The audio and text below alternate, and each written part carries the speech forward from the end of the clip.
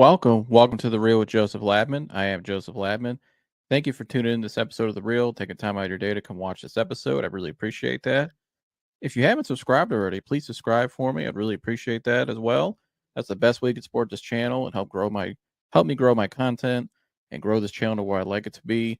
Everybody hit the like button for me on the way in on this video today. That also helps promote this video more in the algorithms, helps grow this channel more as well. Please share this content. I would really appreciate that. My guests would as well. If you would please share this episode with someone you know that maybe is interested in the topic we're talking about today. Please leave a comment below as well. We'd love to hear your guys' feedback.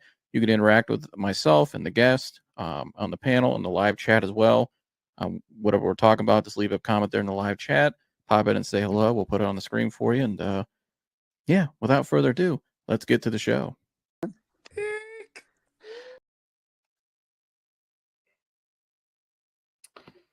Welcome into The Real with Joseph Labman. I am Joseph Labman on this somber Saturday here in Ohio. If you're new to this show, please subscribe and hit the like button away. And everybody smash that like button away in here. I'm just going to go off today. So, if you don't want to hear certain things, just go ahead and click off now. I don't want to hear you in the comment section. I'm done. I'm tired of Ryan Day. I'm tired of this Ohio State culture.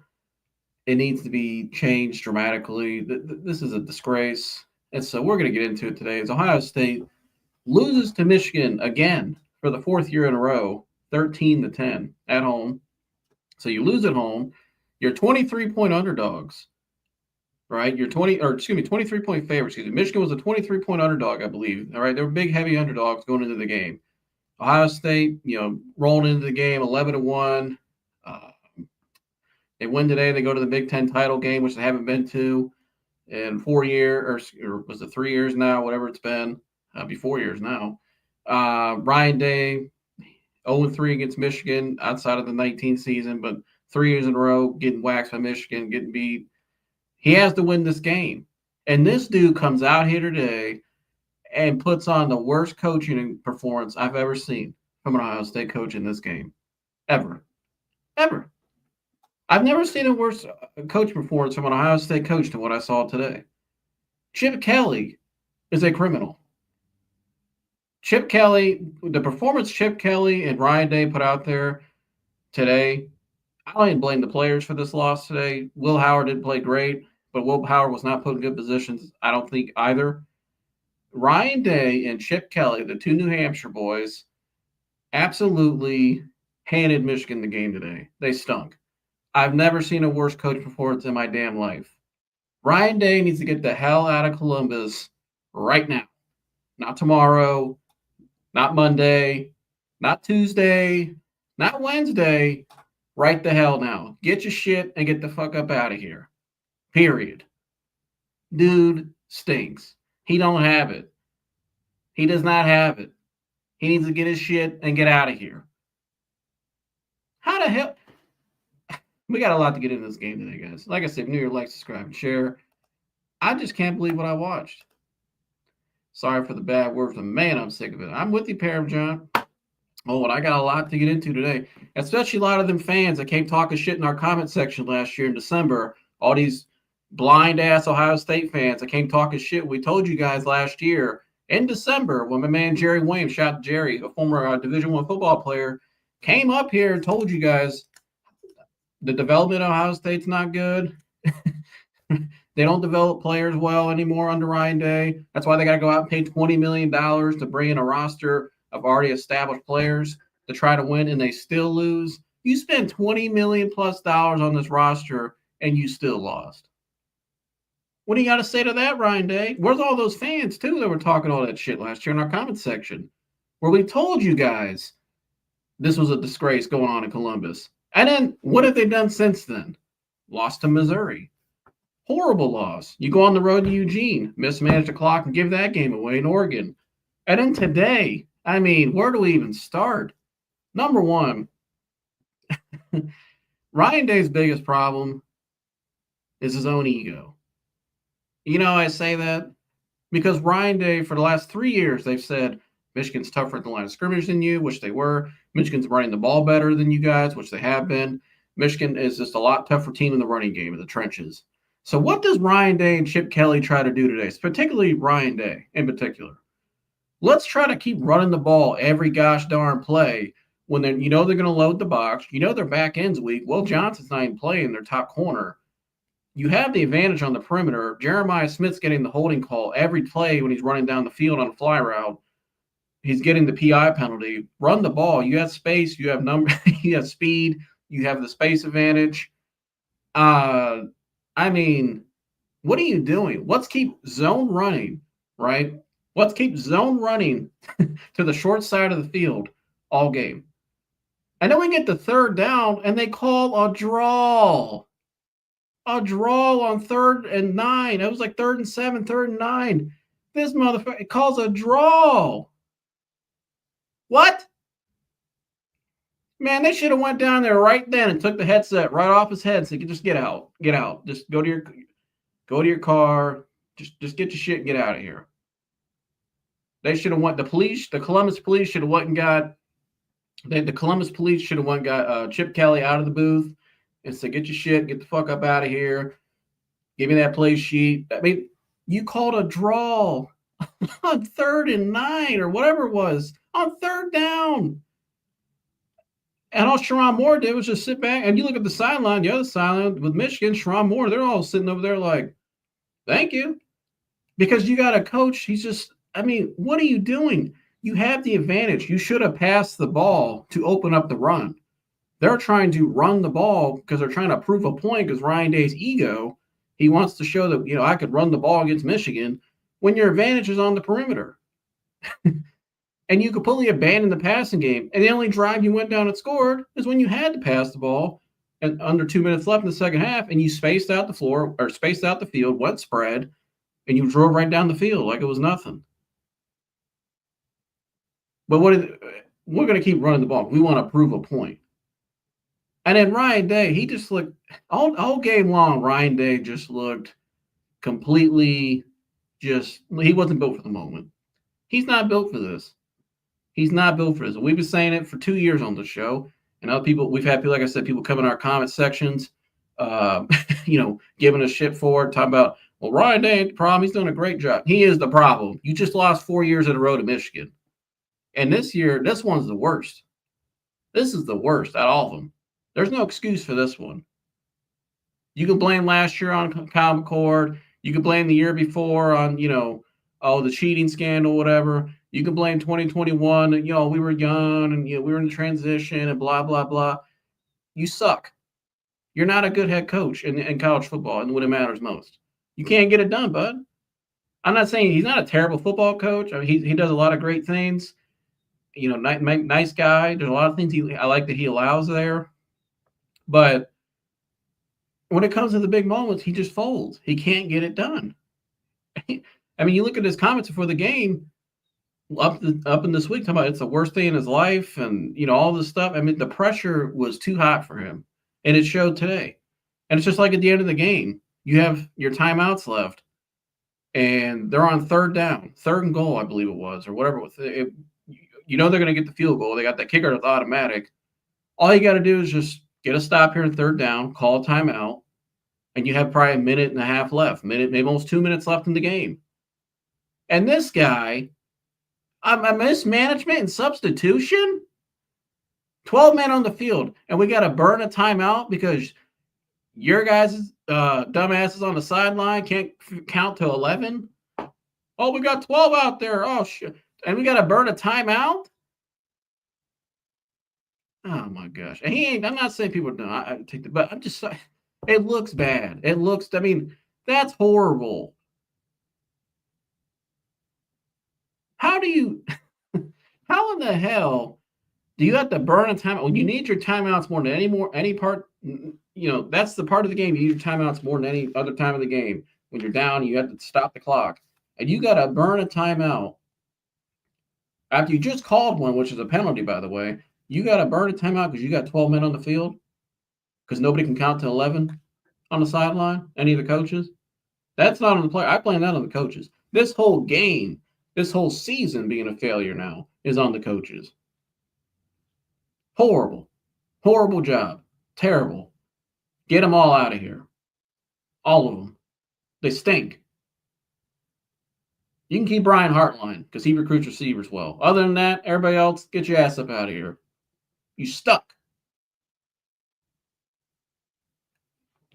A damn penalty. When you need your timeouts, you got to burn a time. Then you get a penalty, and they get right down there and get the first and goal off that penalty, 5-yard penalty, automatic first and goal. And what do? Michigan just chews down the clock and kicks the field goal. Now you only got 40-something seconds left in the game, which is damn near less than 20% of winning the game now, if even that. Probably less than 10% of odds of winning that game now. Because of Ryan Day, mismanaging the clock. And just like and you get a gift with Jack Sawyer. Jack Sawyer makes a play of a lifetime, dropping back and coverage, reading that like that. I mean, the dude was wide open for a touchdown, and Jack Sawyer makes an unbelievable play.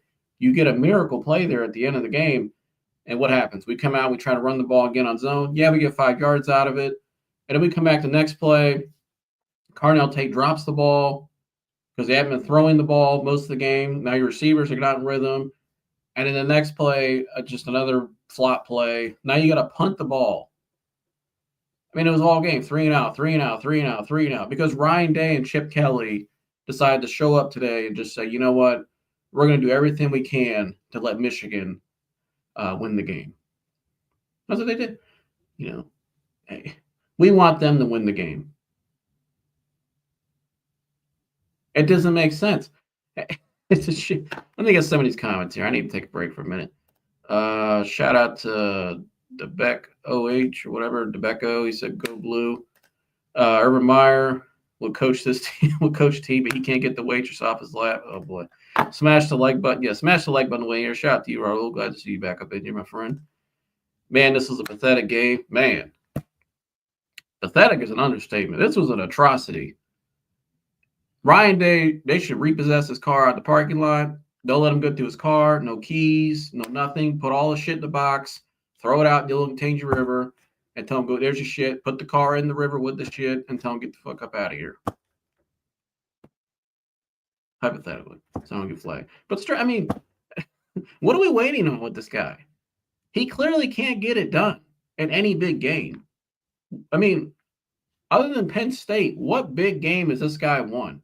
He's choked all the games because he's not that guy. He can't get it done. He's a nice guy. He's a really good coach. I know some of his family members are great people, but he just can't. He's not built for the job. He can't get it done. To have 12 guys out there at the end of the game, I mean, that's ridiculous. And you need all your timeouts. And then you get a penalty. You give them an automatic first and goal. And now they just completely kill more time off your clock. And now you're getting the ball back with 40-something seconds left, which is almost damn near impossible to do. To go down and score 80 yards. I mean, it would take a miracle. I'm not saying it's not possible, but it's, not a higher percentage. If you had a minute something left, you have more, more breathing room. 28-point favorite. Unbelievable. Mike Vrabel, line one. I hope so. Mike Vrabel should be already in that office right now. As soon as Ryan Day walks back to the Woody Hayes tonight, goes in his office, the door, the keys already, the lock's already been changed, the code. It's Mike Vrabel's in there now. It's his office now. Just your stuff's outside. We threw it out in the parking lot. Just Mike Vrabel's team now. Or if Luke Fickell wants the job, call Luke Fickell. All right, call Luke Fickell up in Wisconsin. Give him the job. He just needs more resources than he has up there in Wisconsin. Bring him down back here. He's not going to lose to Michigan 4 years in a row. Neither will Mike Vrabel. Because they actually know about the rivalry because they're from Ohio. And they played in it. We got some guy out here. He just, he's not from here. He don't understand that. He's from New England. They're not a football community up there. Yeah, they got the Patriots, but they're not. High school and college is way different than it is Ohio. It's not even close. All right, it ain't even close. That's a hockey town up there. I know. I have family members that know Ryan Day from Dover, New Hampshire. I've been up there many times. It's not a football. He don't come from a football. He don't understand this rivalry fully. He can act like he does. I'm sure he's learned a lot about it, being the coach, but he don't really understand it because the moment is too high for him. It's too high for him. He can't close. He can't get it done. And it's 4 years in a row now of evidence. You can't deny it. He's not the guy. And people say, well, if we fire him, then who? You got two guys out there I just named that could come in here from Ohio, knows Ohio State football, knows this rivalry, knows what the standard is, and are not going to fold under pressure. You bring them in here. Luke Fickell took a team from Cincinnati, a non-Power 5 school that had no business going to the Final Four, and a couple of my former teammates were on that team, took them all the way to the Final Four of the college football playoff. And you know what Mike Vrabel's done in the NFL, taking on lesser teams in Tennessee with Ryan Tannehill, which is why I think the Browns should hire Mike Vrabel too. That's another thing. And they brought Mike Vrabel up, or excuse me, Mike Vrabel brought Tennessee all the way to the AFC Championship game. He only got fired from Tennessee because he didn't agree with the owner's pick of GM for GM choice. And he was proving to be right, as Tennessee still sucks. I really think the gamblers are involved. The game probably was rigged because you're right. It doesn't make sense. Yeah, maybe Chip Kelly had money. You know, you're probably right. It probably was rigged because you know who rigged it? Chip Kelly and Ryan Day. They probably put money on the underdog. You know, they probably put money on Michigan as the underdog, and then they went out there and made a game plan to completely just make sure Michigan wins the game. Coast Guard, they beat Notre Dame, but barely. Yeah, I mean, barely beat Notre Dame, went down there, and Notre Dame didn't have a guy out on the field. Remember, Notre Dame had 10 guys on the field. We just ran right up that gap. So we got a little luck in that game. But then you look at the rest of that season ended too. You lost Michigan again. You had a quarterback out there that was not ready for that moment at Ohio State and Kyle McCord. Although Kyle McCord looked better in Syracuse this year. Wonder why. That's kind of odd. But at what even like, you know, that's another thing too. Like you look at Will Howard, you look at Kyle McCord the last 2 years. You know, Will Howard ran a lot of long runs last year. He ran the ball a lot, used his legs a lot at Kansas State last year. We didn't see any of that this year. We just saw this kind of bland offense at times that would turn it on in the second half against lesser teams, and that was about it. But they just never – you just never felt all year like Ohio State was, you know, I don't know. It's weird. I don't know how to describe it. I just looked at times this year. You just kind of were shaking your head like you have all this talent out there. What are you doing? They just laid eggs at times. And then today they laid a major egg when it mattered most. Like I said, running the ball against that front, number one, it's the best D-line possibly in America by Mason Grant, led by Mason Graham and Kenneth Grant. And you keep running zone scheme. Zone scheme is when your offensive line just runs in one direction and blocks in one direction, right? It's not gap scheme. And the runs they were successful in today were in the gap scheme when you're pulling the guards, pulling the tackles, really opening up a lane, really opening up a running lane. And we barely did that today. And when we did do what we were supposed to do, what we should have done with the more gap scheme, running, we opened up the holes and we got 5-10 yards a pop. And then we spread out the field and went more up-tempo and spread the ball around and really targeted Jeremiah Smith, who had a complete mismatch all day. Nobody had no answer for him. We did whatever we wanted, but we didn't do it enough because Ryan Day and his ego, I got to prove a point that we can run the ball against Michigan and dominate the line of scrimmage. It's a joke. It's an absolute joke. And then you can't count to 11.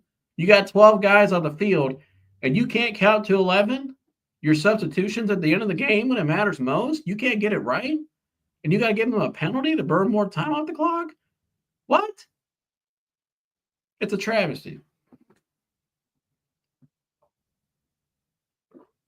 It's a joke.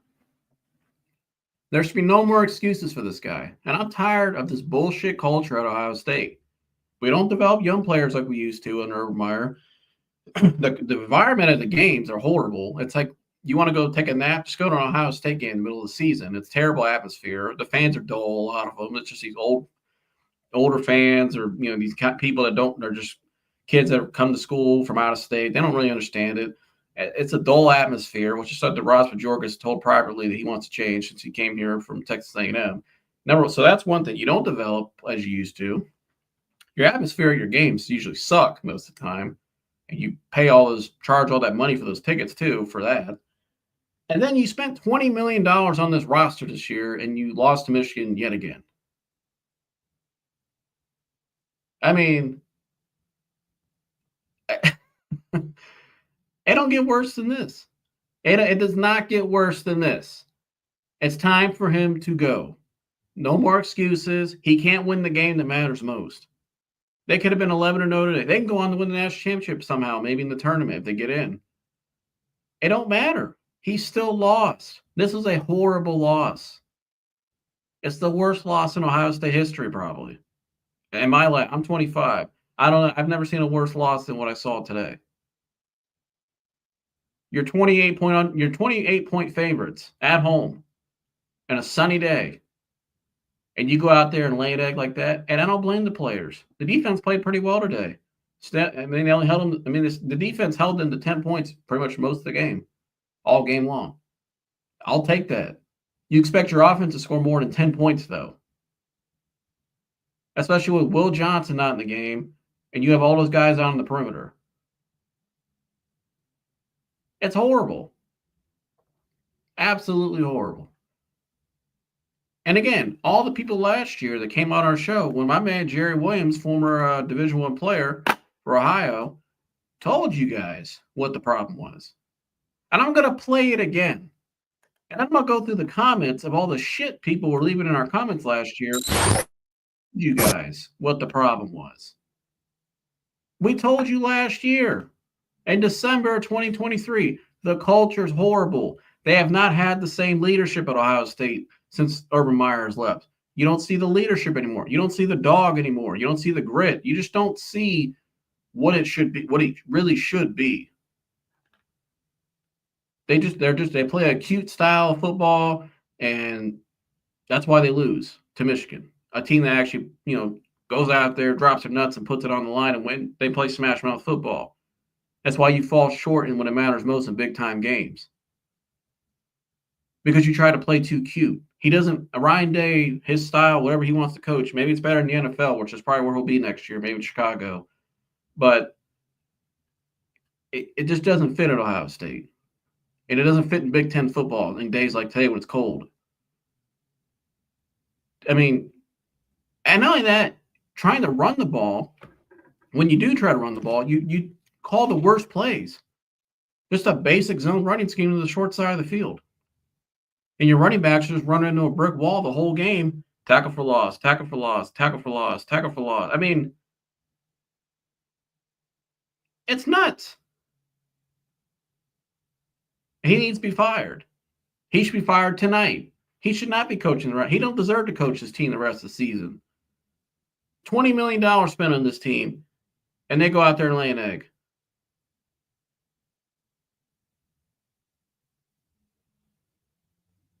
Unbelievable.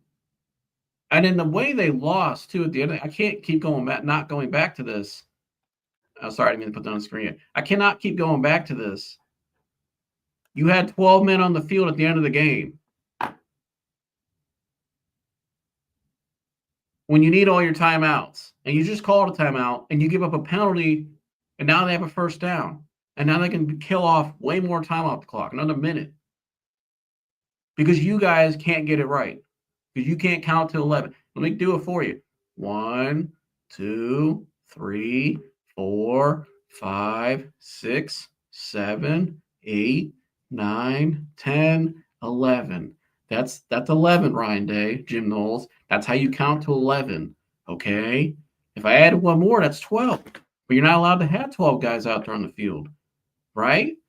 So take one off like I did the first time. That's 11. You need 11 guys on the field. I mean, it could not have gone any worse for Ryan Day after the game today. And that's why he was out there crying. Out there crying after the game. And then the teams are out there getting in a riot in the middle of the field. It's weak. The culture is weak. Shout out to Jack Sawyer, too. It was somebody from Ohio who actually had some pride today as well. Went out there, took that flag to get that shit out of here, threw it on the ground, made a big play there. Jack Sawyer laid it out on the line today like an Ohio kid. So shout out to Jack Sawyer. And I don't blame this game on the players either. This is all strictly on Ryan Day and the coaching staff, in particular Chip Kelly. Awful.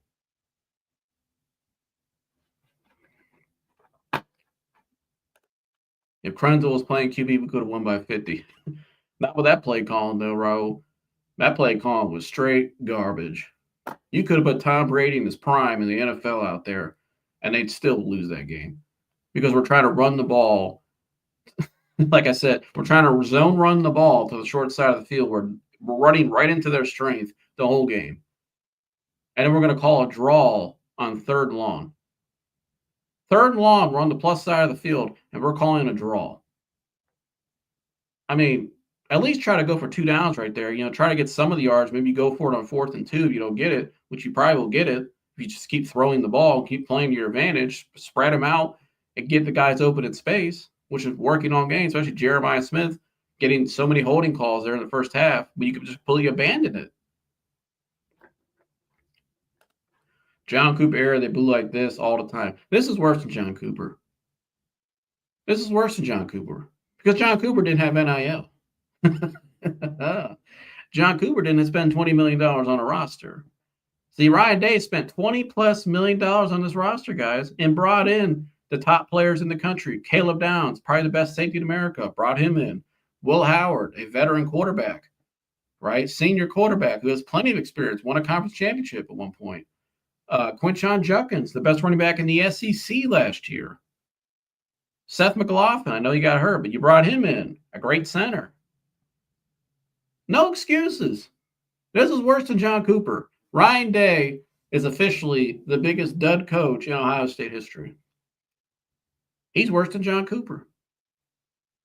See, John Cooper at least was bringing in dudes from Ohio. He just couldn't get it done for a couple, he just couldn't get it done. But, he did win a couple times. But at least he had guys from Ohio mainly out there on his team. They just couldn't get it done. Ryan Day spent $20 million bringing dudes from all over the country. And then the kicking, too. That's another thing. The kicking, absolutely atrocious. We tried kicking the one 2 years ago in the Georgia game, and dude shanked it. The ball's still sailing all the way to the left. And then today, missing 2 field goals. You hit those field goals, you win the game. We can't kick the ball even. Just the attention to detail in the moment, to the team being able to live up to rise up in the moment. It's not happening. And to me, it just reflects the coaching. They reflect their coach. That's who their coach is. He plays cute style football. He's really just a great offensive coordinator that's trying to be a head coach, like a lot of guys in football nowadays. They're just great offensive coordinators, but they're not great head coaches. They can't manage. That's why he gave up. He even gave up play calling this year and brought in a former head coach, his old mentor, Chip Kelly, and he still lost. What does that tell you? He can't manage. He's just not built for it. The standard at Ohio State is not what it used to be when he took it over.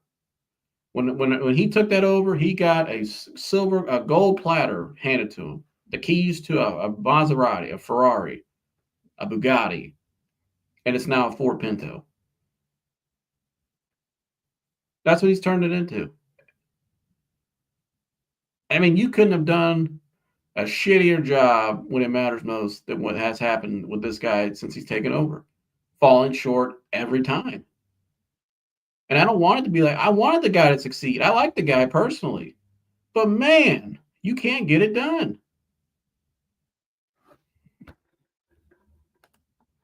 Shit. Exactly. You're right, though. The culture is weak. It's a bunch of pampered stars. Exactly. And I'm going to go off on something here in a second. Somebody left a great comment. Who still wants Ryan Day as OSU coach? Nobody. And if you do, you should leave with him. Bye. Get out. Like it says right here, get out.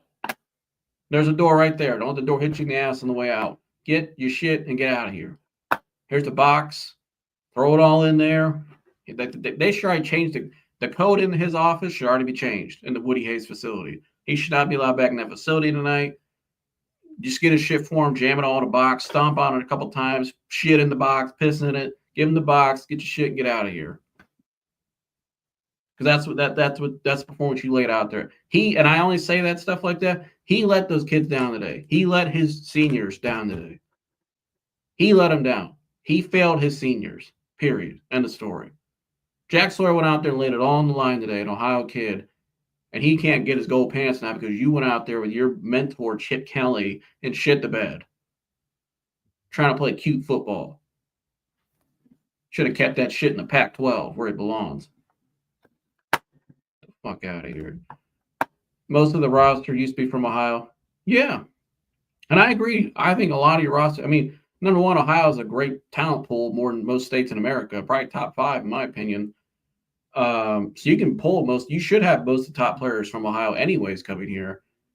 And they all understand that rivalry, obviously being from here. We know what it means here in the state. But also have a culture where even the guys, I mean, remember Urban Meyer completely changed Ohio State's recruiting and went completely national.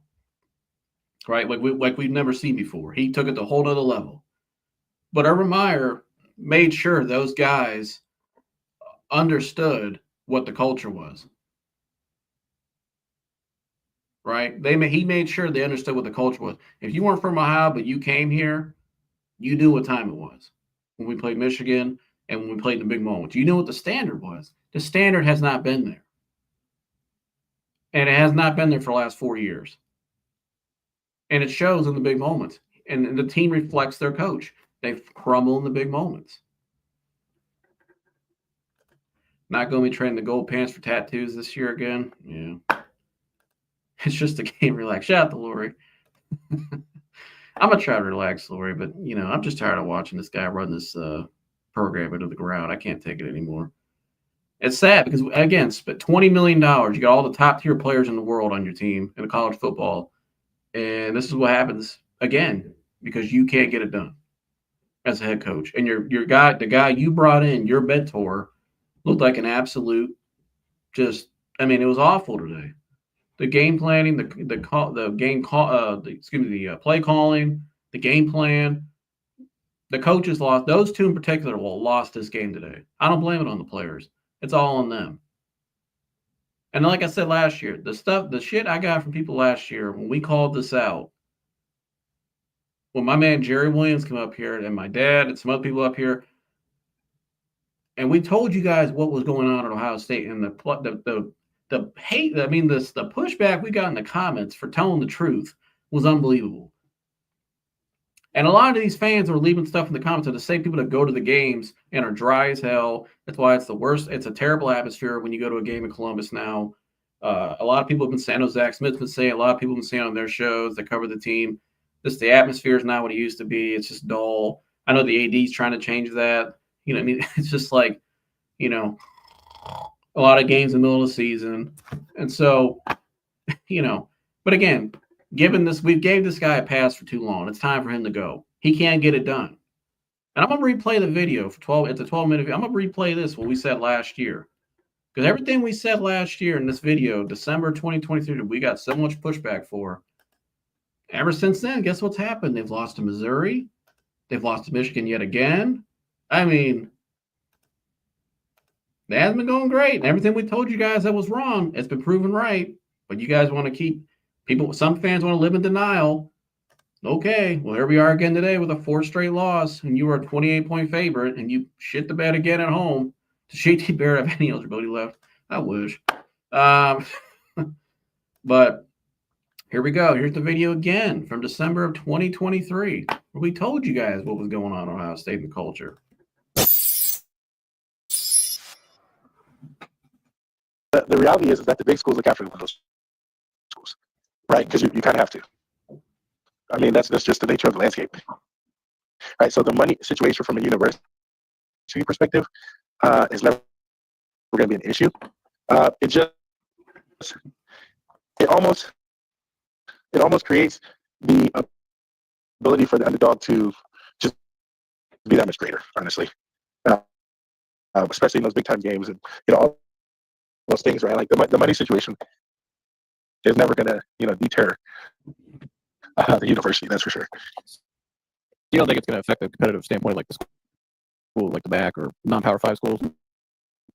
No, because the way the system is set up now for the athlete to transfer wherever, you're always going to have slippage and overage, right? All those kids are, the ones that were at a university that didn't get a chance to play. I mean, they got to be housed somewhere. So essentially, those schools will get, if they do it correctly, which they're starting to understand how and why, it should work out. It should balance for sure. What do you think of another one of our debates real quick? Well, I'll get to the last topic. We'll close up. But Jerry, I'm curious your thoughts. What's your overall take of Ryan Day right now in this Ohio State program? Obviously, losing 3 years in a row to Michigan. Last year, missed field goal away from beating Georgia. A lot of people question whether the program is what it used to be like with Urban, a lot more tougher, I guess you could say. I don't know another word to use, but well, I guess what's your overall take on or analysis on Ryan Day and the program? Yep, I think Ryan Day is stressed. To be honest with you, I think he understands that his ability to develop is subpar. And what I mean is, like, for instance, Joe, and I'm gonna come back to you with the Michigan game this year, right? Unfortunately, Lathan Ransom, our starting safety, was out, right? And we had a guy, Sonny Styles, in playing safety, but he also plays linebacker, the bullet position, strong safety, all those things, right? And he was our starting safety. And the play I'm gonna reference is the play right after Zach Minter when Blake Corum scored, right after Zach Minter got hurt. So I think it was the inside zone, which this is why I love, the Michigan coaching. They run traditional, pull guys and, feed the running backs in. And that's why, obviously the run game is second to none. However, if you notice, Sonny Styles had an opportunity to bring Blake Corum down, right in the hole. It was a decent hole, but I mean, it wasn't big enough to, fit 2 Mack trucks through it or anything like that. But it was good enough for him to get loose.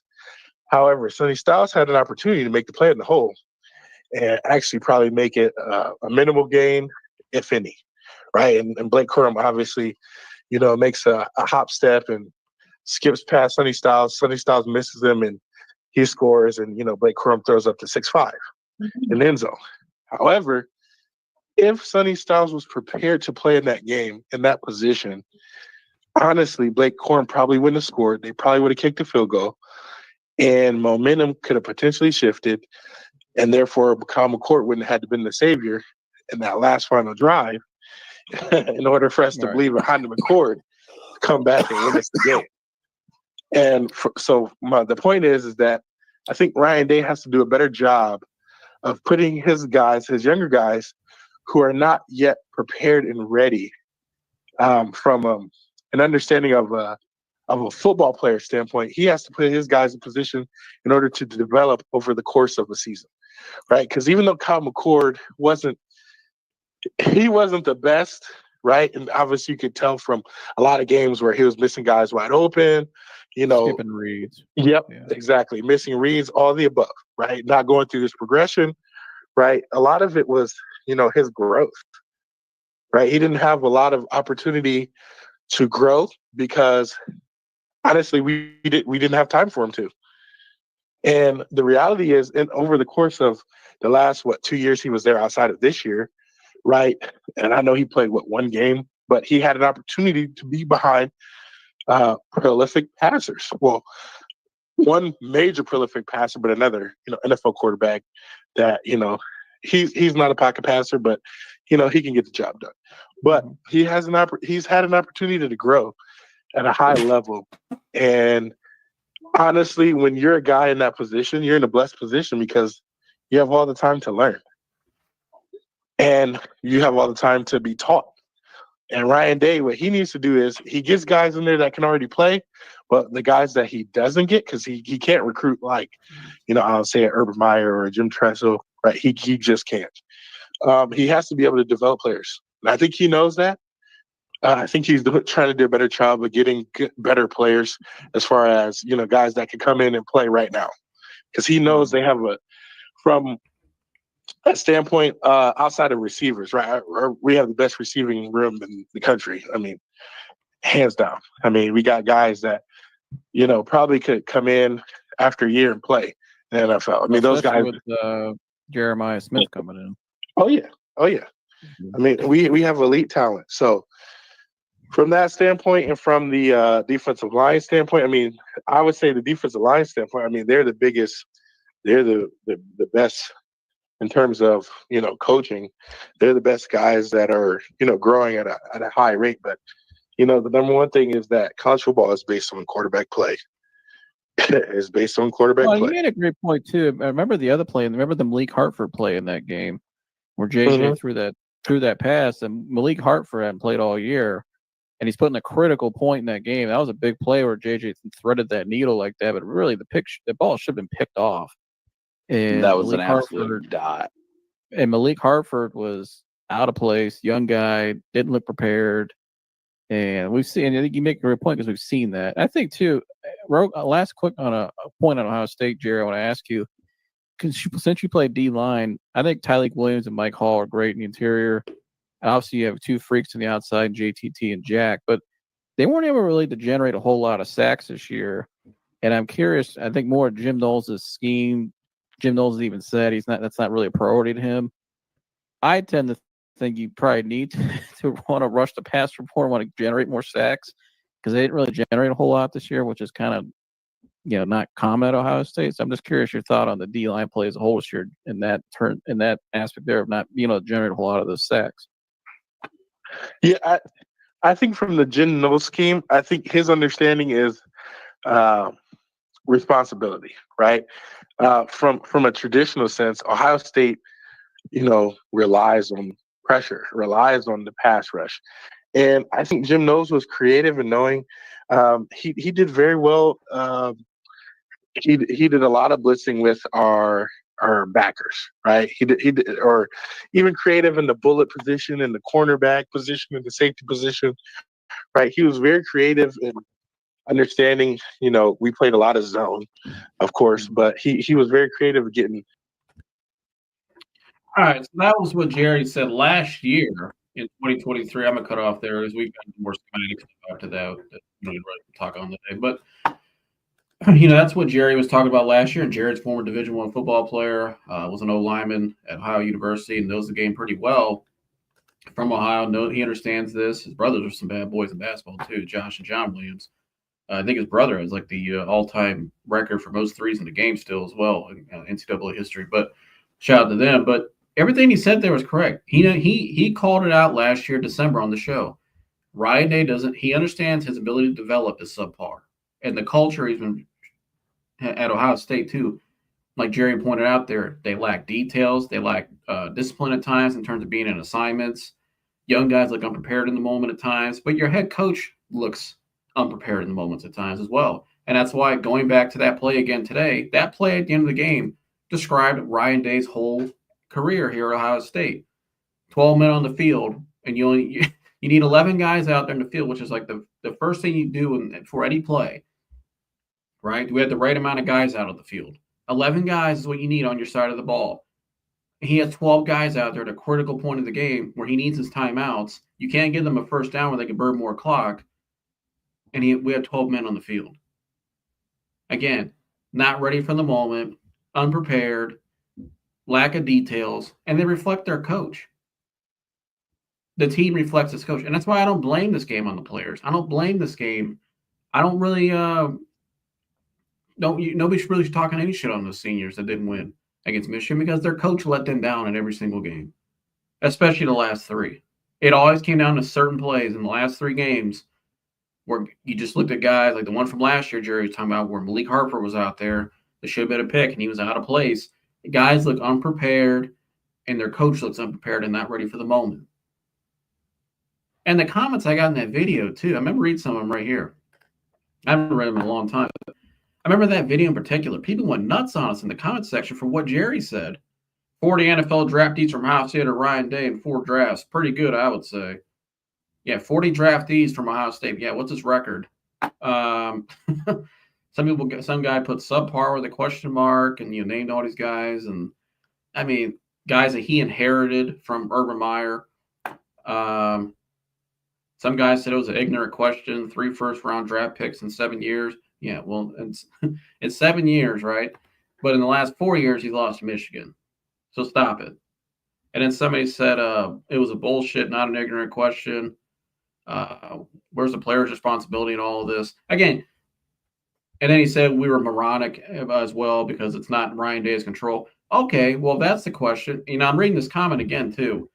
And reading it now looks even dumber than what it was back then when I read it on that video. Yeah. How'd that work out?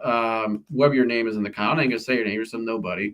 But again, appreciate the comment. But anyways, saying that it's moronic and the players should take responsibility for the lack of development when your coach showed you today, here we are a year later, that person in the comment back then, now what? Now what? We were proven right. Jared, and I'm not up here to pat ourselves on the back. We told you guys. No, we just told you guys what their problem was with Ohio State last year. And it's the reason why when they get in big moments in games like today, they fall short. It's because of their head coach and the program and the standard and what the culture has become now. It's not good enough. It's not the standard. It's soft. It's unprepared. It's terrible. Ryan Day's cheeks, according to Teflon Don. Chef Brian K. Bye, Ryan. Need an Uber home to New Hampshire? I'll take you there for free. Oh, yeah, Chip Kelly was awful. We can't run. Let's try running more. Yeah, and not only running the ball, but let's run the most basic zone running scheme to the short side of the field when the other side's got Mason Graham and Kenneth Grant on the other side, one of the best D-lines in the country, maybe the best, and let's keep running a basic zone running scheme to the short side of the field all game long. Jeremy Davis, shout out to you. Fire at his clown. Remember when Baker planted the flag? Yeah, and here, shout out to Jack Sawyer for having some pride, go grabbing that flag. He looked more ready for the moment than his coach. So that's that. But, I'm sitting there thinking, too, my dad went on a great rant last year. Jersey went on a great rant about the culture last year. And I'm going to play that real quick as well because I've said a lot today. I'm not going to keep sitting up here repeating points. So I'm going to play. This is from around the same time last year. Another video where we told you guys last year, another time, what the problem was at Ohio State. And here's going back to Jersey last year around the same time, December as well.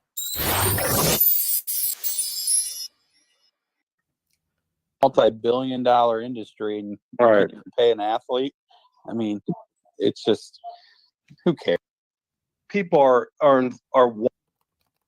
This is why a coaching change is probably needed. And I'm going to play this video here. This video here is also from the 2014 championship season.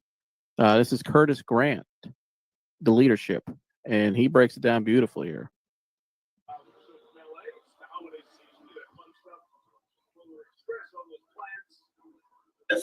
We got to create our own fucking energy. Now we out there playing like pussies. They are not better than us. We gonna turn up this ticket here, and I'm gonna punch that fucking ticket. Cause this is my last fucking year. I'm down that feeling fucking day, man. I ain't got but one more time. Hey, serious. We ain't got but one more fucking time. What you gonna be made of? One thing that gets forgotten a lot, and that is the ingredient to actually go win a championship. The most important ingredient, one that is not star related, it is not stat related, and it's something we had in 2014 that I don't believe they've had since. And that is exceptional leadership. That those kids on that team that can get everyone else, the Michael Jordan effect, raise their level of play, right? Get that buy-in and kind of rip their chest open and put their heart out there to their teammates to go do extraordinary. I told y'all before, I did not feel. Yeah. He's absolutely right. They have not had it since that year. No. They've been playing soft, especially under Ryan Day, because it's not just in football; it's anything. Christian, you agree to this? You've been in showrooms. The salespeople take on the mentality of the management, and it's the same. Right? It's the same, especially in football or any sports. The players take on the mentality of the coaches, and those guys back then under Ryan or Urban Meyer, they took on his mentality. He just couldn't find it again, that same type of intensity after 14. But Ryan Day, look at him. He don't even have any enthusiasm on the line. When he's standing on the sideline, there's no enthusiasm. I couldn't play for a guy like that. I watched that video right there. That video brings tears to my eyes when I watch it. And the reason being because this guy knows he's not going to the NFL. He says it. This is my last game. That was against Michigan too, by the way. I'll fucking die on that field if I have to. That is someone who loves the game. Could you imagine being in that locker room and you're another player and you're hearing that? I'll fucking die on that field. This is it for me. You know what I mean? Oh, yeah. This is my last game I'll ever play a football ever in my life. You know, what it does. It brings tears to my eyes. That kind of passion. So, I mean, that's what's been missing. Every game we watch, you hear me say it all the time, Joseph. These some bitches play flat. These guys ain't got no heart. These guys, there ain't no physicality. They get punked. They're soft. You know what I mean? That's what's happened these last 3 years against Michigan. They just come in physical. They just come in and they've come in with Harbaugh's mentality and beat our asses like punks. That's what they've done. Well, not only that's what's irritating because we're more talented. We have better players. We've recruited better, and they're not coaching them. They're getting out coached. It drives me out of my mind. And not only that, it was devastating. It was devastating. It's crushing. Yeah. Screw him. But it's devastating for the fans. He said it like he didn't care either. You notice that when you watch that? He just showed like he just didn't care. I don't know about you, Chris. When I watched this game yesterday, Chris, I just felt like it was just kind of like this son bitch is leaving. Like he just don't care. I played Kyle this year, my guy, and Marv's going to the NFL. Great. And that's it. I'm leaving. Get out. I want an Ohio guy. I want an Ohio guy on that sideline. You know when that game was won yesterday? When Zach when Zach who's the right guard who actually had surgery and he's coming back. Shout out to him. Hope prayers gets recovery. Who's the right guard? Zach Zinner? Yeah, our guy. Yeah. Yeah.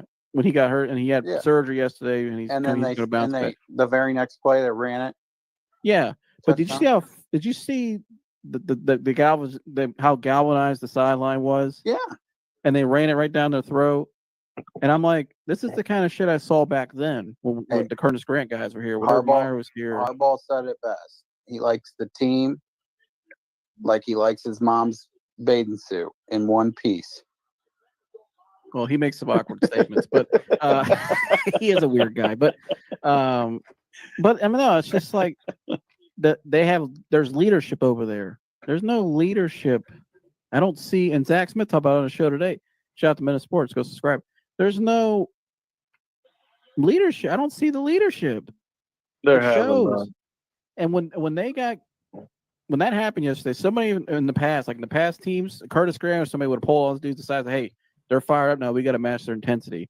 They didn't match it. And it just came out with their head on their, heads up their asses. And Michigan, though, they came out firing. You could see the shift in momentum in that point of the game because Michigan said they looked like a team with leadership that we just haven't had the last 3 years. Especially last year. Marvin Harrison gets knocked out of the game. We're running away with the game. We're up middle of the third quarter, and we squander away that damn lead. Nobody took charge. Mm-hmm. And he did try to go for it more. He settled for a field goal. Right. It bit him in the ass. It bit him in the ass. And that's the other thing that drives me crazy. That's why I love when Urban was there. Man, all those years I was watching, we always scored on the first possession. They just gashed. They gashed defenses. Tempo. Red zone. Number one in red zone. Anymore. We're terrible in the red zone. They came out with tempo yesterday, but no, they're not running tempo like when Urban was there, man. Not the tempo they should be running. You know what I mean? Like where it's just like boom, boom, boom, boom. Precise. I mean, it's just totally different. Get this dude. I'm sick of him.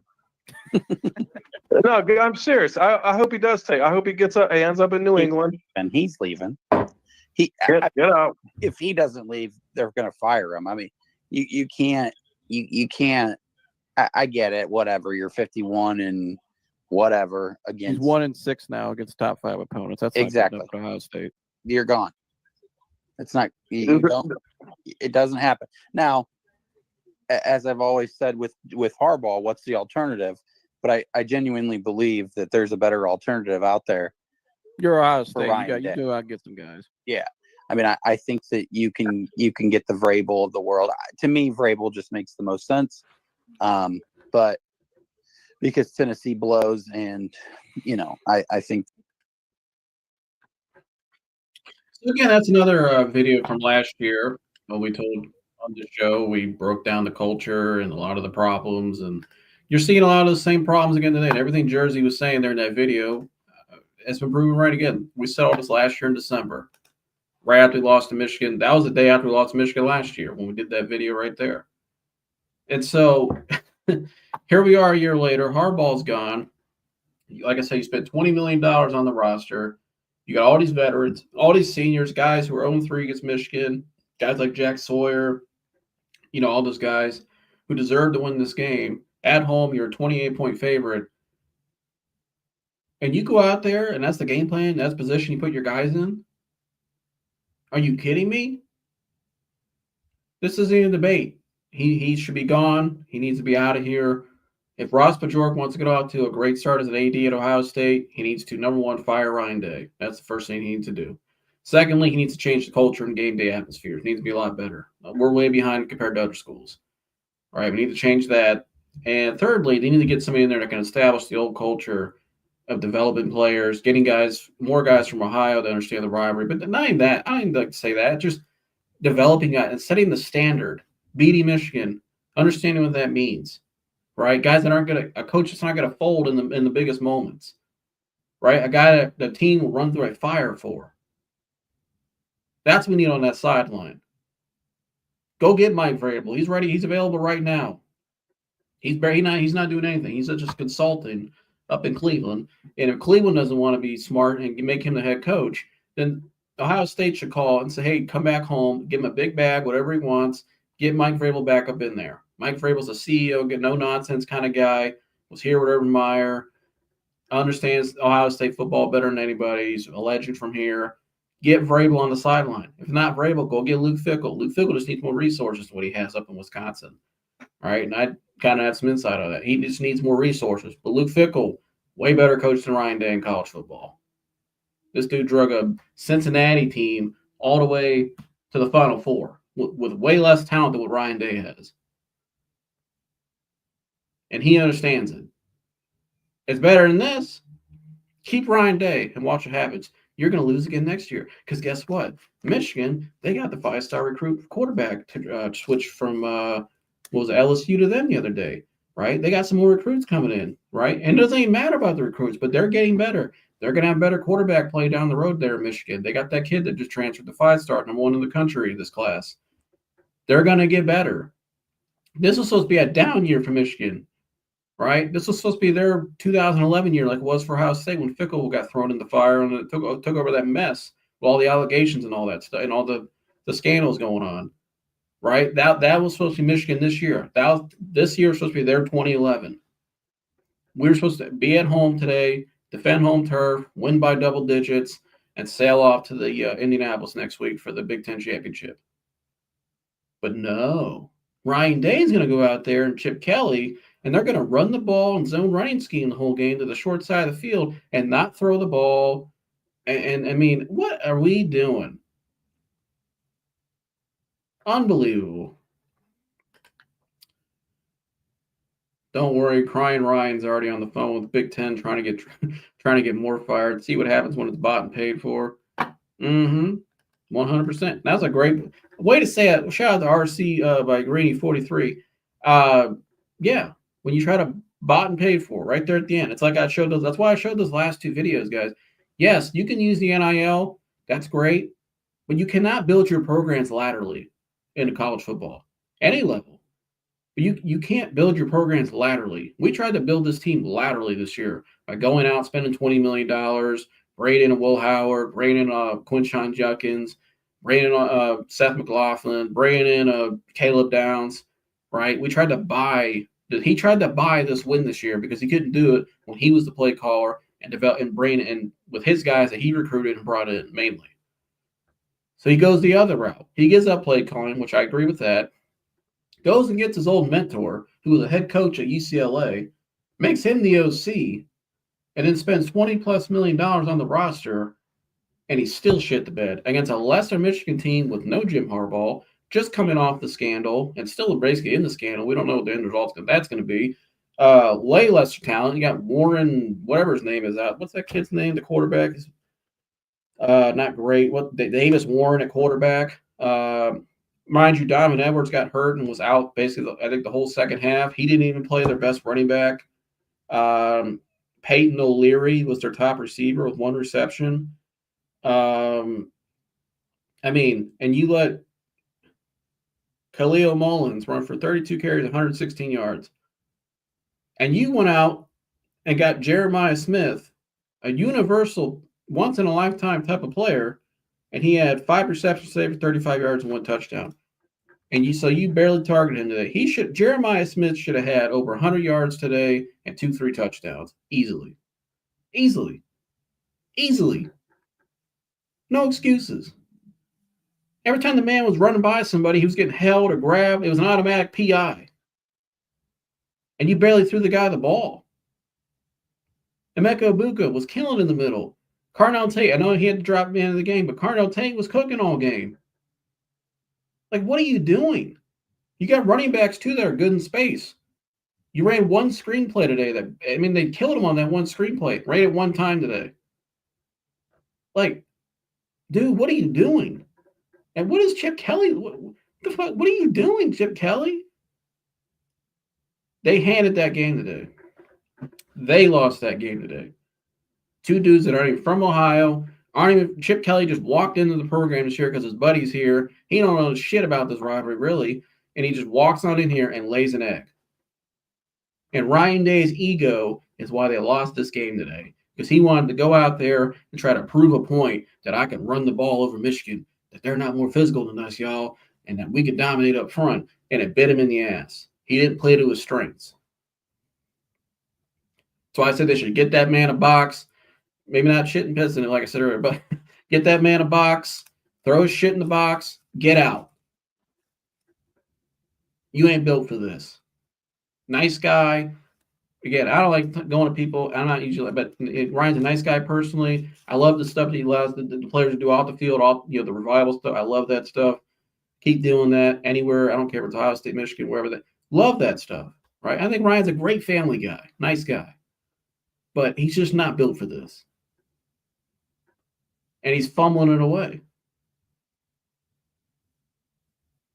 And you got a guy out there that's available right now, back home in Ohio, from Walsh Jesuit, went to Ohio State, played under Bill Belichick, drafted by the Pittsburgh Steelers, who's available.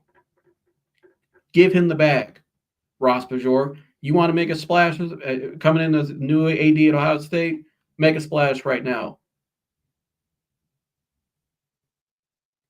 Because I don't see how the team recovers from this either. Yeah, they might get in the playoff at the 10th, 12th seed, whatever they're going to be. But they're not going to win the whole. That team, they are defeated by this. Because their two of their top 3 goals were to beat Michigan, win the Big Ten championship. They showed on the TV today. 2 of those got erased today. And the main one, your coach blew it. If I'm a player in that locker room, especially if I'm a guy going to the NFL, how can I believe in this guy anymore? If I'm Jack Sawyer, I'm pissed. I am pissed. I'm going in that office right now and cut. Dude, you let us down today. He let his guys down. How can these guys want to play another down at Ohio State? The guys that are eligible to go to the NFL, knowing what their coach did today. He let them down. His coach can't count to 11. You can't even count to 11.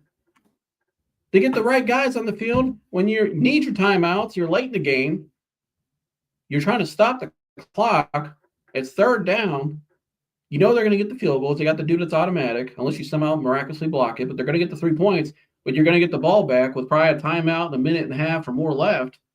But no, we got 12 guys on the field. And we just called a time. That's what makes it worse. We just called a timeout. Like, you walked out of the huddle on the sideline and you didn't think you couldn't count the 11. You got 12 men on the field come out of time. So now you can't call a timeout because now you got to take the penalty. Now they get an automatic first down and they shoot off the clock, hit the field goal. Now you got about 40-something seconds left. It's damn near less than 20% to go down the field and win the game at that point. Especially in a game where your passing game didn't really get a rhythm going because the one drive you actually threw the ball consistently and played more tempo, you went down and scored. So now you're passing, your quarterback's cold. He's throwing picks. There were 2 picks in the game. Looks like he's seeing ghost. And then, like, why? Ohio State is so predictable, too, offensively. Every third down, they're going to call stick routes. They're going to call the stick concept. And I think exactly what that first interception at the beginning of the game, where the guy picked it off on Carnell Tate back in their deep in their territory. That's all it was. They run the same concepts every third down, every first down. The running plays were so predictable today. It's cute football. It's like they're playing like the Browns, like the people that run the Browns. Like, is Paul DePodesta involved with the Ohio State Buckeyes too? The analytics driven bullshit. That's what it looks like I saw today. Awful. Absolutely terrible. And he should never coach another down for Ohio State ever again. He don't deserve to. If he wants to go to the Chicago Bears in the NFL, I think Ryan Day, from what I've heard, was going to leave anyways. So they might as well just go ahead and fire him now because the guy's already going to leave. His agent's already calling around the NFL. He wants out of college football. Okay, whatever, bye. If the Bears want to hire you because your agent, Trace Armstrong's connected to the Bears, then have at it. But he should never coach another down. And these players, these seniors especially, I don't know how they could want to play another down for this guy. And I don't know that Chip Kelly can look any of those kids in those eyes and say, I did my best job to put you guys in position to win today. Those seniors are 0-4 now. They're never going to get gold pants ever again in their life. This is the one shot they had, and it was on a silver platter for them to go out and win it. You couldn't ask for a more beautiful setting under all the circumstances of Michigan, and his coach let him down. Ryan Day and Chip Kelly let those dudes down. And they're going to look them in the eyes on the game after today, tomorrow morning at their little practice, and they're going to look them in the eyes and they're going to, wow, you keep playing for me? Let's go win a national championship if we get in the tournament, in the 12-team playoff? How could they? I wouldn't blame if they didn't. Would you? I wouldn't. I wouldn't play another day because this guy only bought for pride, for your name, for the name on the back of your shirt, like Jack Sweater Day. Play for the name on the back of his shirt, play for where he's from, the state of Ohio. But he ain't playing for that guy anymore. How could he? I'm not saying he won't or won't, would or wouldn't, but they let them. He let his seniors down today. Him and Chip Kelly, and Jim Knowles takes accountability too. Although I thought defensively they overall did a great game, defensively. I mean, when your defense is on the field so much, at the end of the game they got gassed out. That's really all that happened. But the one play not being able to count to 11 and having 12 men on the field is atrocious. You don't get any worse than that. But Chip Kelly and Ryan Day, they let those dudes down today. Straight up. I don't know how they can look them dudes in the eyes. And how could those dudes want to play another down? Risk injury, possibly risk their money in the NFL. When you got a coach that can't get it done, it falls short every time it matters most. He's crumbled, blown leads because he's not built for it. That's why he's already been trying to get out. That's why his agent, Trace Armstrong's already calling around the teams. Right? He's already been trying to plot his way out here. Here's what Ryan Day thought he was going to do this year, guys. He thought he was going to buy this championship, spending over $20 million, trying to build this team laterally, buying a championship, and then he could just leave and sail off in the sunset like Jim Harbaugh did. That's what he thought he was going to do. And you know what? It bit him in the ass. It bit him in the ass because he can't, his ability to develop, like Jerry said last year on the show, his ability to develop is subpar. He recruits all the best players, I mean, look at JT Tuimoloau, look at Jack Swerve. The raw talent when they came in here. All world talents when they came in here. Not a lot of sacks on those resumes. And you could say the scheme is a part of that, but there's a lot of times where it was just kind of like, well, you're looking for that dominant edge that we have not had since Chase Young, who, yes, he played for under Ryan Day's first year, but Chase Young was an Urban Meyer guy. Chase Young came up under all those older guys, right? He was developed under that tree. So Ryan Day inherited a older, developed, ready to rock Chase Young his first year here. But look at the guys Ryan Day has brought in the edge under his regime. You haven't had that kind of dominant edge since. Because his ability to develop is subpar. He can't run it. He hasn't been able to sustain the culture and the standard that it has to be at Ohio State, that is at Ohio State. And it's reflected on the field. It's reflected in the atmosphere at the games, on game days. You go to game days at Ohio State now, a lot of that's been a big talking point this year. And I get a lot of games are at noon, which we kind of got screwed over on that, but that's a whole nother thing. But because the whole thing with Fox, but everything's just kind of dull, right? It's kind of dull. It's kind of dry. It's just not what it used to be. It's not. Go watch 2018, Dwayne Haskins' year, when Ohio State was the 10th seed. 10th. They were ranked 10th. Lost to Purdue that year. Michigan was, I think, ranked 3rd. Rainy day. Shit weather that day. Ohio State was the underdog going to that game. Right? Remember the week before they barely beat a Maryland team that wasn't even ranked? Beat him, it was like 52-51 in overtime, something crazy. But guess what, Ryan? Guess what Urban Meyer always made sure? That his guys understood the moment, and that his guys knew what the rivalry meant, and his guys were developed, ready to roll. They had attitude, swagger, edge. They were the more physical team every game, most games. Right? They were prepared for the moment, and they came out that next week and beat that ass 62. I think it was like 62 points to 30 something. It was an absolute annihilation. I remember my man, shout out to Paris Campbell, my guy from Akron, Ohio, from the north side, was running down the sideline, chugging up the deuces, and that was it. But look at the difference between that game and 2018 and the standard. It was the attitude was different. The culture was different. And look at it now. And that's the problem. That's the problem. It's like Michael Harris said, OSU was trash. And he's right. They're trash in big games. They are, because they are trash, because we're expected to beat, the Purdues, the Marylands, all those little, teams in the Big Ten, right? We're expected to beat those teams. Where it matters most, where you're defined, is in this game and in the games after, the big moments.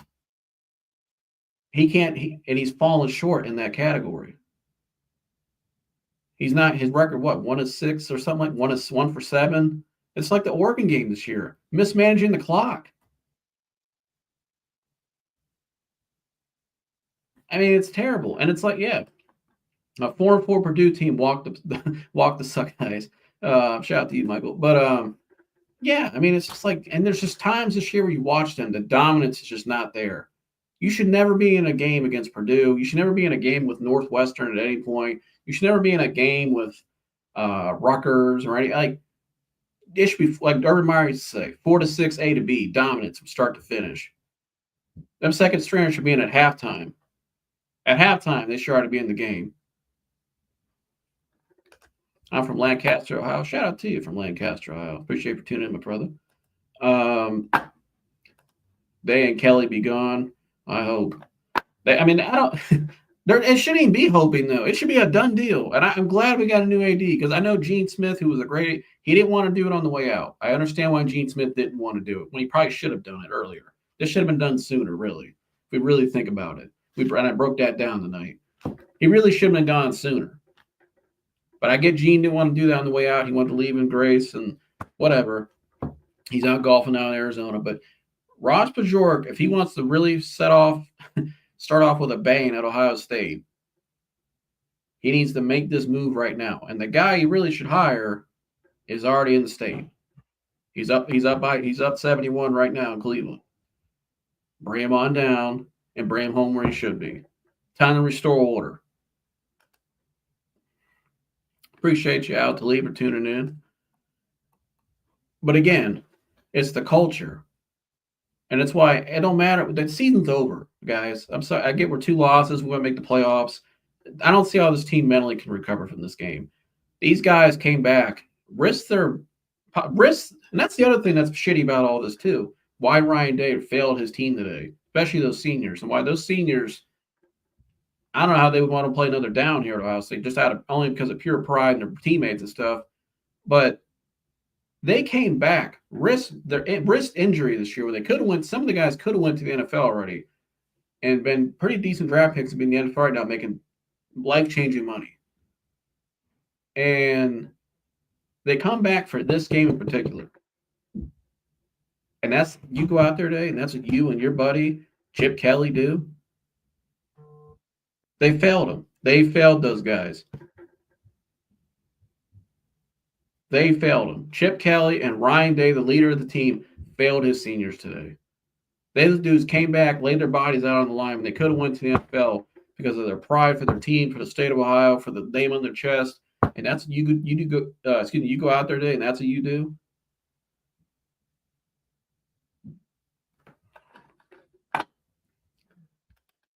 NIL is changing the college landscape. It's not who they recruit, but how you can pay for players. OSU lost today, but to remove a coach that they lost to Michigan is stupid. Well, they paid $20 million. They paid more money than anybody in NIL this offseason. So you can't say that. He doesn't develop, and you don't build your team laterally. I don't care what I get the whole NIL thing, but you never build your program laterally. There's still recruiting and development that has to be done. And nobody spent more money in Ohio State this offseason. And guess what? They still lost in a game that he lost. He lost this game. It wasn't the players that lost this game today. He lost that game. He can't count to 11. He's got 12 guys on the field at the end of the game when you need both your timeouts. And he just called a timeout, and now we got to give them a penalty where they could burn more time on the clock with the automatic kicker, and now we have 40-something seconds left to go win the game. He lost that game today. The hell with NIL and all this player and all that crap. NIL player and all this shit. No, he lost the game today. We could talk about players and NIL for all day. And I agree, it's changed the landscape, Michael. But he lost that game today. And you have to win this game at Ohio State. Did you see how much it meant for the players of Michigan today? They're a 5-loss team this season. They're not even ranked. And this game was like the Super Bowl for them still. They played like they were a top 3 team in the country today. We didn't. And I'm not saying by effort either. Our guys showed up and they gave effort. But it was the readiness for the moment. And it's because of their coach. Their coach let them down. One coach on the one sideline today understood what this game meant and how close it mean or how close the game always is, and the attention to detail, right? And what it takes, how physical the game's going to be. One coach on the other sideline, shit the bed. Unprepared, can't count to 11, 12 guys on the field in a critical point of the game, running the ball with zone running scheme, basic zone running scheme. I mean, elementary school type running scheme on the short side of the field against one of the best fronts in America, and you don't throw the ball. You don't play to your strengths. They should have passed to open up the run. They tried to run the ball because Ryan Day's ego, because Ryan Day thinks I need to show everybody that we could dominate up front. We could run the ball in Michigan because everybody said we're soft the last 3 years because you are because of you, Ryan Day. And so he wants to go out there and play this ego ball and try to run the ball when he should have passed the ball to open up the run. Instead, he tries to keep running the ball. You can't defend a draw on 3rd down.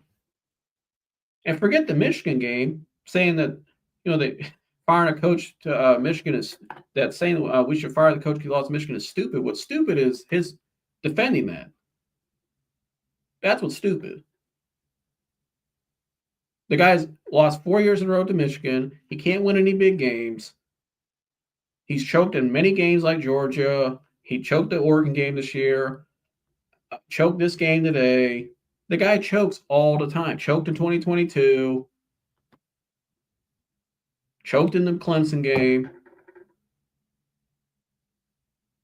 That's what's stupid.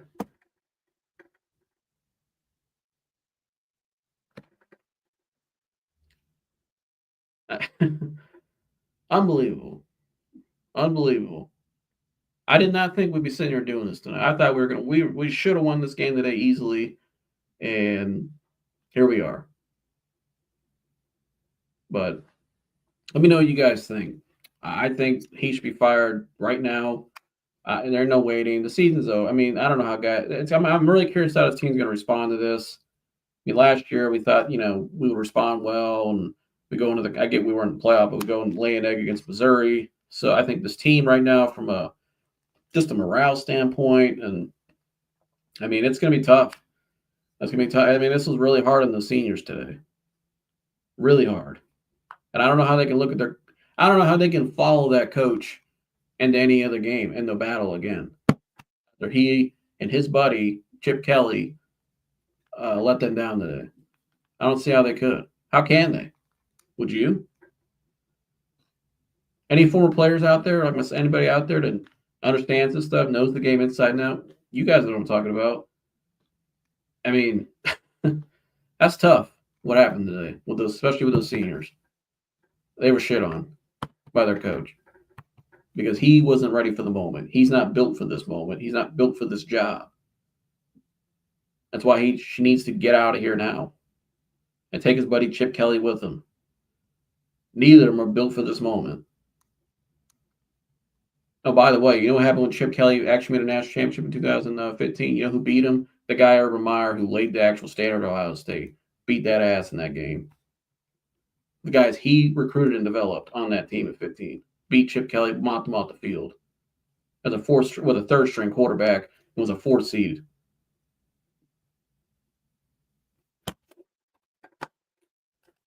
Exactly, Paul D. I don't know how people are defending this guy here tonight in the comments. Unbelievable, Paul D. One time is bad. 4 consecutive, laughs my ass off. I totally agree. And people still defending this, Paul. It's crazy. Absolute. I mean, nuts. But I've been going at this for an hour and a half, guys. Make sure you like, subscribe, share. If you're new here, check us on we do Browns post-game reaction as well. We do Browns talk at the show mainly a lot. That's the main team we mainly cover here. We're going to get a lot of Ohio State stuff, though, now that this is going on and this happened today. So if you like this content, hit the like button on the way here. Everybody hit the like button. Subscribe to this channel. I'd really appreciate if you guys subscribe, share this content. I also do mental health and other stuff on this channel. That's the main purpose of this channel. Sports is just for fun and on the side and something we like doing, but that's the main purpose of this channel. So if you're new here, like I said, please subscribe. Find us on Facebook as well.